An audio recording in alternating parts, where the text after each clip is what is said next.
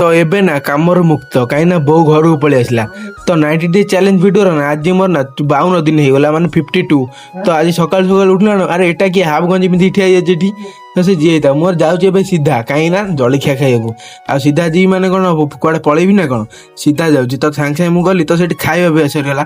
ଦେନ୍ ମୋର ନା ମାଛ ବି ଆଣିବାର ଅଛି, ତ ମାଛ ଆଣିବି, ତା ସହିତ ଚିକେନ୍ ବି ଆଣିବାର ଅଛି।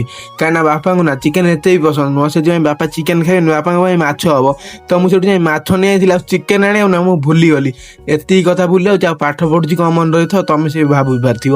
ତ ତାପରେ ମୁଁ ଦିନେ ମାଛ ବେସର କରିଦେଲି, କରିସାରିଲା ପରେ ନା ଚିକେନ୍ କଥା ଭୁଲି ଯାଇଥିଲି, କହୁଥିଲି ନା ପୁଣି ଗଲି ଚିକେନ୍ ଆଣିବାକୁ। ତ ଚିକେନ୍ ଆଣିଲି, ତା ସହିତ କିଛି ସଉଦା ବି ନେଇଲି।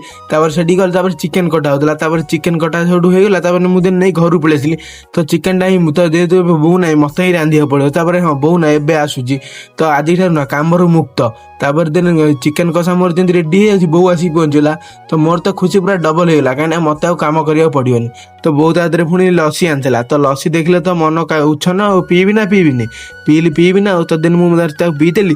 ପିଇ ସାରିଲା ପରେ ନା ଦିନ ମୁଁ ତାକୁ ପିଇଦେଲି, ମୋତେ ବଢ଼ିଆ ଥଣ୍ଡା ଥଣ୍ଡା ଲାଗୁଥିଲା, ଲସିଟା ବି ପୁରା ଥଣ୍ଡା ଥିଲା, କିନ୍ତୁ ଏତେ ବାଟ ରହିଲା ତଥାପି ଥଣ୍ଡା ଥିଲା। ତାପରେ ସାଙ୍ଗେ ସାଙ୍ଗେ ଯାଇ ଗାଧୋଇ ପଡ଼ିଲି, ଆଉ ତାପରେ ନା ଭାତ ସହିତ ଚିକେନ୍ ଖାଇଦେଲି। ତ ଭିଡ଼ିଓଟି ଯଦି ଟିକେ ଭଲ ଲାଗୁଥିବ ନା, ସବସ୍କ୍ରାଇବ୍ କରିଯିବ।